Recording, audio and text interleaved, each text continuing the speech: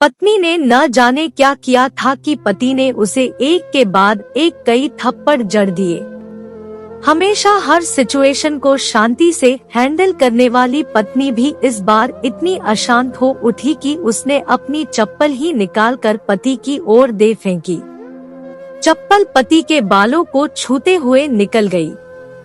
ये किस्सा यहीं पर खत्म हो सकता था, मगर पति ने इसे अपनी मर्दानगी का विषय बना लिया और बात बद से बदतर होती चली गई। रिश्तेदारों ने भी आग में घी का काम किया। किसी ने कहा जो औरत अपने पति को चप्पल से मार सकती है वो ना ही तो वफादार हो सकती है और ना ही पतिव्रता। ऐसी औरत परिवार ही नहीं पूरे समाज पर कलंक की तरह है। बीवी के पक्ष वाले कहाँ पीछे रहने वाले थे। किसी ने कहा 21वीं सदी में भी जो स्त्री के साथ मारपीट करते हैं उन्हें तो जेल भेज देना चाहिए। तो कोई कहता जरूर उसको कोई और पसंद आ गई होगी इसलिए अब पत्नी से मारपीट करने लगा है। बात कोर्ट तक पहुंच गई। दोनों पक्षों ने एक दूसरे के खिलाफ केस फाइल कर दिया। पति ने चरित्रहीन होने का तो पत्नी ने दहेज और शारीरिक उत्पीड़न का आरोप लगाया। 2 वर्षों से अधिक समय के लिए केस चला था। इन 2 वर्षों के दौरान दोनों पति पत्नी अलग अलग रहे थे। इन 2 वर्षों के दौरान दोनों पक्षों के समर्थकों की संख्या कम हो गई थी। पहले जहां दोनों पक्षों में समर्थकों का समूह होता था अब गिने चुने लोग रह गए थे।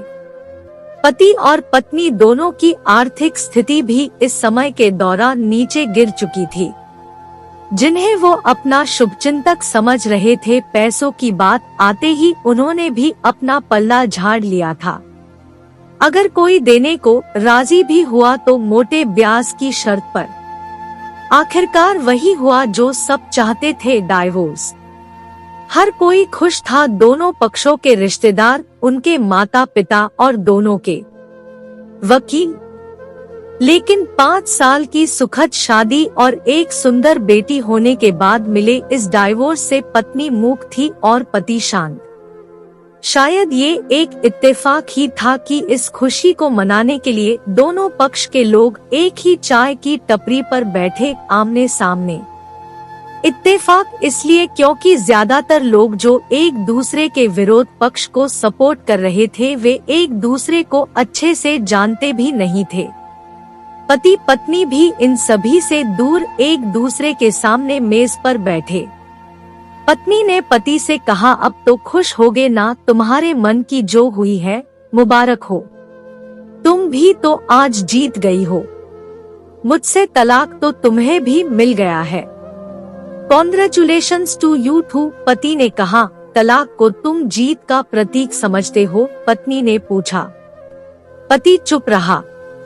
थोड़ी देर की शांति के बाद पति ने कहा, मुझे तुम्हें 5 लाख रुपए अभी और हर महीने 8,000 देने का आदेश है। अभी मेरे पास पैसे नहीं है इसलिए हमारा मतलब मेरा जो सिटी में फ्लैट है उसे तुम्हारे नाम कर देता हूँ। पत्नी बोली, लेकिन उस फ्लैट की कीमत तो 18 लाख की है। हाँ, लेकिन हमारी बेटी तुम्हारे साथ है और आगे जाके उसके खर्चे भी बढ़ेंगे, तुम्हें थोड़ी आसानी होगी। पति ने कहा, नहीं नहीं, मुझे सिर्फ 5 लाख ही देना और तुम हर महीने 8,000 तो देने ही वाले हो, मैं मैनेज कर लूंगी। अगर 5 लाख नहीं है तब भी कोई बात नहीं, पत्नी बोली। दोनों फिर से शांत हो गए।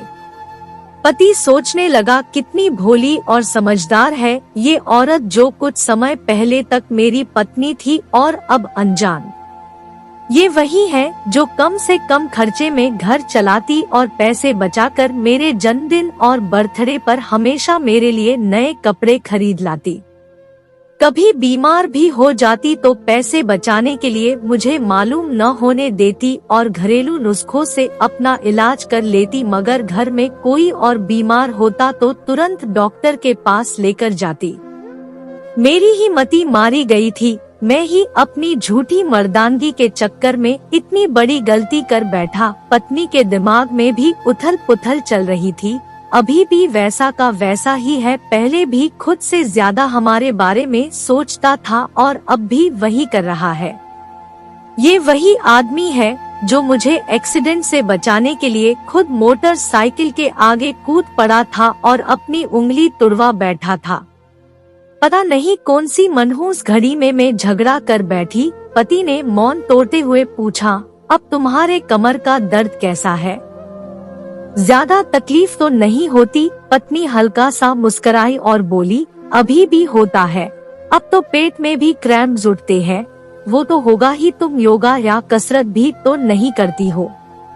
अब किसी गायनेकोलॉजिस्ट को जरूर दिखा देना। पति ने कहा, तुम बताओ तुम्हारा अस्थमा कैसा है? अब क्या अब भी दौरे पड़ते हैं?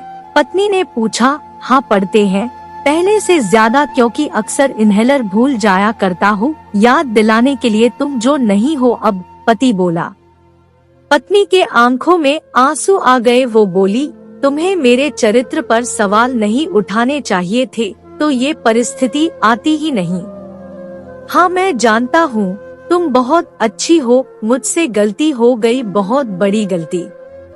मैं लोगों के बहकावे में आ गया था। पति बोला, तुमने भी तो मुझ पर दहेज का इल्जाम लगाया था। वो बोला, गलत था और इस बात का मुझे भी पछतावा हुआ। पत्नी ने कहा। पति कुछ कहना चाह रहा था लेकिन हिचकिचा रहा था। पत्नी ने पूछा, कुछ कहना चाहते हो? वो बोला, क्या सब पहले जैसा नहीं हो सकता? क्या मतलब? पत्नी बोली, मतलब कि हम फिर से पहले की तरह पति पत्नी बनकर, सच्चे दोस्त बनकर नहीं रह सकते? पति बोला, पर ये डाइवोर्स के पेपर दिखाते हुए पत्नी ने कहा, फाड़ देते हैं। पति ने अपने पास रखे डाइवोर्स के पेपर फाड़ते हुए कहा। पत्नी ने भी अपने पास रखे पेपर फाड़ दिए। सभी हैरान थे, वकील, रिश्तेदार और माँ बाप। पति पत्नी दोनों एक दूसरे के हाथ में हाथ पकड़े अपने घर की तरफ चले गए। दोस्तों, ये कहानी उन हर पति पत्नी के लिए बड़ी सीख है जो छोटी छोटी बातों पर लड़ते हैं और इन झगड़ों को बड़ा बना के अलग होने का डिसीजन लेते हैं। प्यार और झगड़ा तो एक सिक्के के दो पहलुओं की तरह है, दोनों को स्वीकार करना होगा, तभी ये पवित्र रिश्ता उसकी मंजिल तक पहुंच पाएगा।